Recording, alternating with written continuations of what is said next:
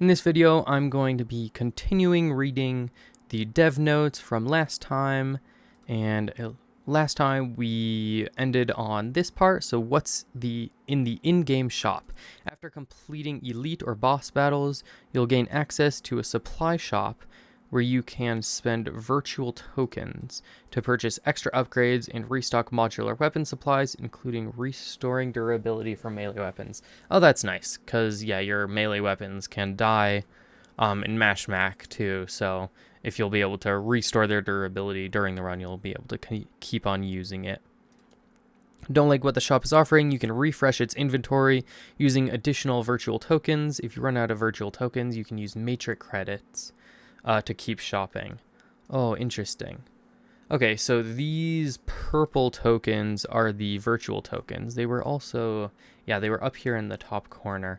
So what it looks like to me is, yeah, you'll start every run off with 0 of them. So this won't be a super... I was a little bit worried about an external currency, like an additional currency in the game, but these ones look like they're run to run, so it won't probably clutter up much of your in-game like regular stuff or your inventory. It probably resets every time, so like once you get to the floor 40, you're probably incentivized to spend it all. Or maybe if you have a promising start or something, or if you get 3 really good ones, you would be able to spend some matrix credits to make up for your deficit in these purple credits. So theoretically, you could go in with like a million, or like the limit here, 10 million. You could go in with 10 million of these matrix credits and just buy every single upgrade. So that's kind of interesting. I wonder how they'll balance that. That'll be kind of interesting, because that would introduce some factors into this that I'm not a huge fan of. I'm sure they have some way to balance it out. But alright. So, new perfect grade mods. Ooh, interesting. Okay. So, perfect grade mods are just offering more options for mod customization and progression. As previously teased, perfect mods have a significant advantage over flawless mods. Alright, so the flawless are like the gold ones right now. They come with 2 positive attributes and 1 negative. Oh, that's interesting. This adds more depth to build variety. Okay, this is very interesting. So right now we have mods with like 1 positive, 1 negative, but now it'll have 2 positive, 1 negative. So that kind of means currently it's like a +1 and a -1 for every mod that you put on. So you're like a net 0. But with this, you'll have a +2, -1, so it's overall just a +1. And since you have, what do you have? You have 3 for each slot, so you have like 9. You have almost 18 of them, I think. So you would have like a +18 if you balance everything perfectly. You could get just like 18 positive attributes with like no downsides, theoretically. That's very interesting. However, the arrival of perfect mods doesn't mean make flawless mods obsolete. In fact, a well-rolled flawless mod might match or even outperform an average perfect mod. Simply piling on perfect mods won't necessarily yield better results. Smart attribute synergy is key to maximizing potential. Yeah, that makes sense. Because if you get a perfect mod with maybe 2 positive attributes, but maybe they're both ones that don't really match your robot very well, and you get a flawless mod with a stat that really boosts your whatever you're wanting to boost, then obviously the flawless mod is the one to go with. So okay, that's kind of just obvious right there. After the update, perfect mods can only be obtained from Operation Storm drops. Okay, yeah. Like flawless mods, including Spectral Nexus. They can't be exchanged, re-rolled, or traded directly. The mod boxes can be listed. Okay, yeah. This is their way of kind of regulating the market. So you won't be able to you won't be able to just straight out buy the perfect setup, you'll need to grind Operation Storm in order to get a bunch of perfect mods. Which kind of that's nice. I guess I like that, but they won't be dropped in Spectral Nexus though, so that's kind of interesting. Okay, so new progression system, the Striker calibration system. Beyond refining existing features, we're rolling out a brand new progression system, the calibration system. All right. Each striker now has a calibration level, which increases as you use it in in-game modes. All right. So this is like a proficiency system for each individual mech. So now if you play a lot of Aquila or like, for example, or like Stego, now you can increase your calibration level, as you call it. Unlocking automatic attribute boosts tied to each level. Oh, sweet. Okay, and they don't apply in the 3v3 or 6v6 mode. So kind of exactly like mods, how currently the mods don't carry into the 3v3 or 6v6. These attribute boosts will only affect in probably Mash Mech, and I'm assuming also the Spectral Nexus. I'm assuming it'll do everything that's not these two. That's kind of cool. I like that. So it'll kind of give you, I wonder if they'll give you any more like titles. Like you can get a title for clearing their challenge missions right now. I wonder if it'll give you another title for maybe getting like the highest calibration level, or maybe the calibration level is uncapped. I'm assuming it's not, but oh yeah, right here. I should just keep reading instead of yapping on. But in Season 4, calibration levels will be capped at 20 during testing. While they won't affect individual weapons yet, they'll provide base boosts like max HP, fluid armor regen, and damage. Okay. So you'll be maxed at 20. So I wonder how long that will take. That could, I mean, level 20 could take 20 battles, like if you upgrade once per battle, or it could take like 100 battles, and it might boost more if you do like a Mash Mech mode, maybe. We'll see.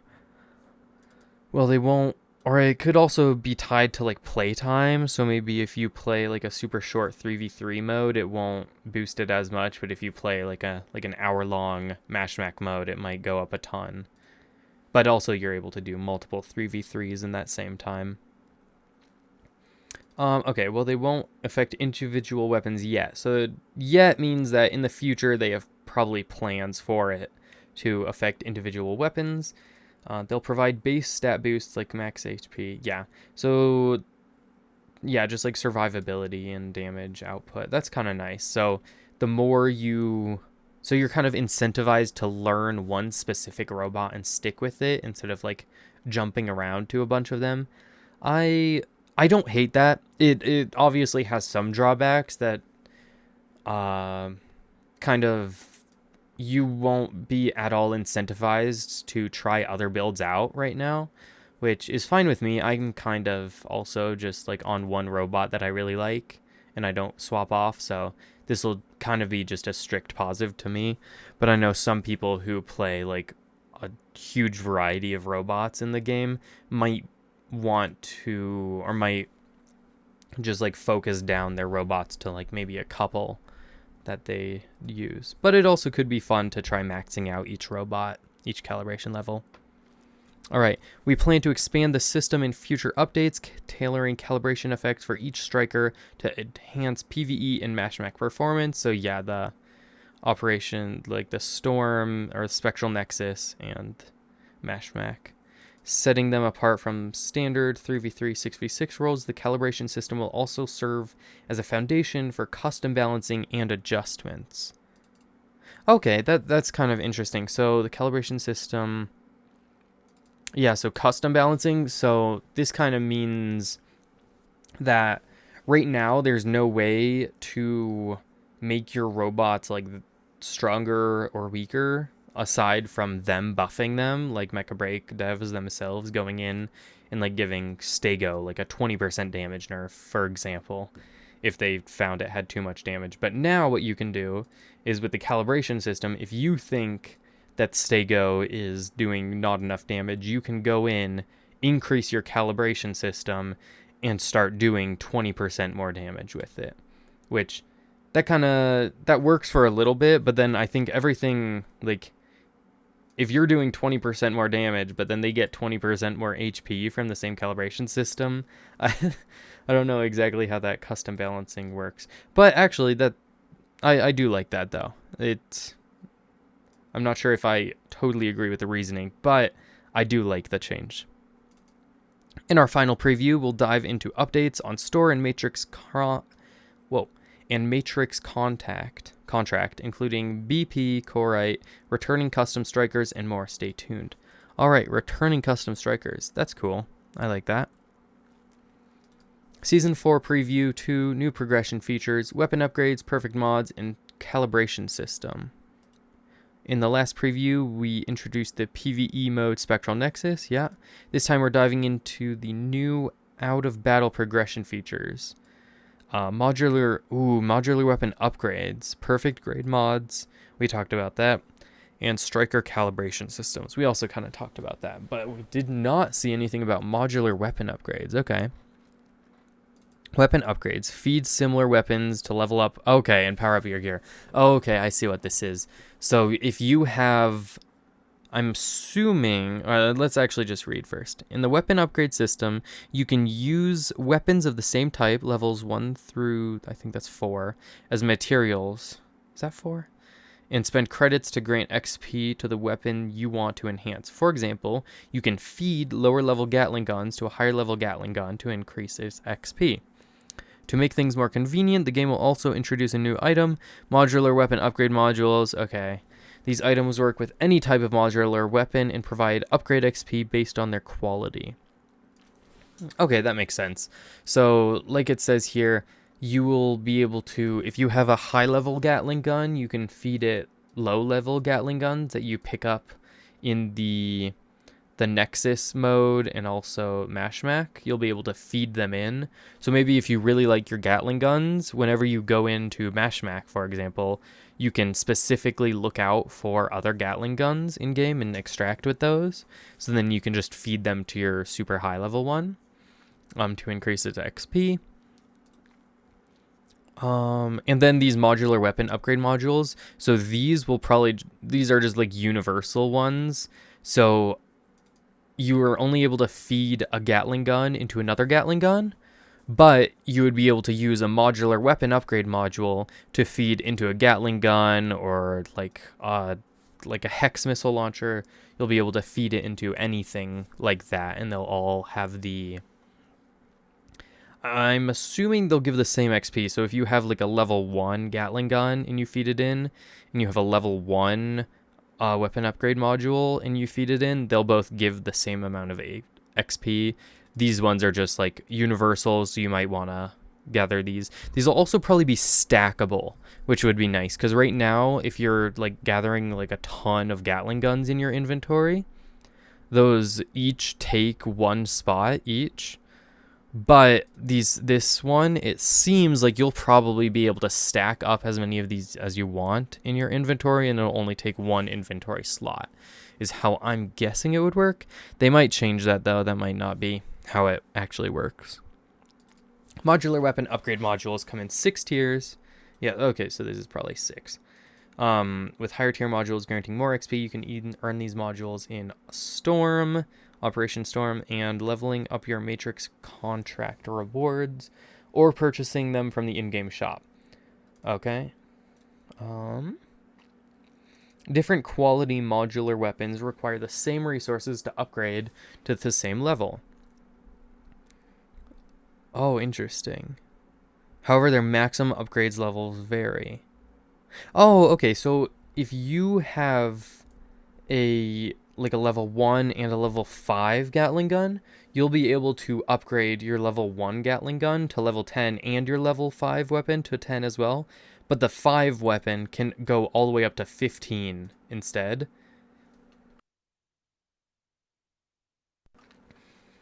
So levels 1 through 4, max upgrade is 10. Okay, that makes sense.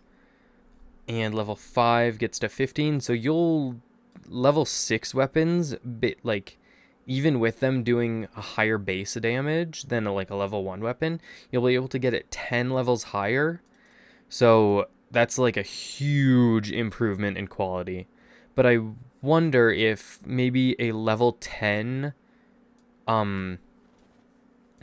like tier 1 weapon, maybe if you upgrade that to level 10, it might do more damage than a level or than a tier 6 weapon. But since you're able to upgrade them and they take the same resources, it would never make any sense to use your level 1 weapon to upgrade. It would only ever make sense to level up this one. But I do wonder if maybe leveling up a if you do happen, like maybe you don't have a level 6 Gatling gun, for example, but you have a bunch of level 5, maybe what you'll be able to do is you'll be able to take a bunch of your upgrades, just pump them into level 5 weapons, and since your level 5 will already have like 15 levels of XP, maybe you're able to use these as just like XP stores, and then eventually when you do get a level 6, you'll be able to feed it directly in here, and all the XP will be inherited. That could be something they do, so might not be completely useless. Like these ones might not be completely useless. Obviously, they're not completely useless because you can always just use them for XP. But that's kind of interesting. And now let's see. So you can, these are the modular weapon upgrade modules. These look like a stackable item. Just their looks like they're stackable. But you can sell them for 80 of the blue tokens.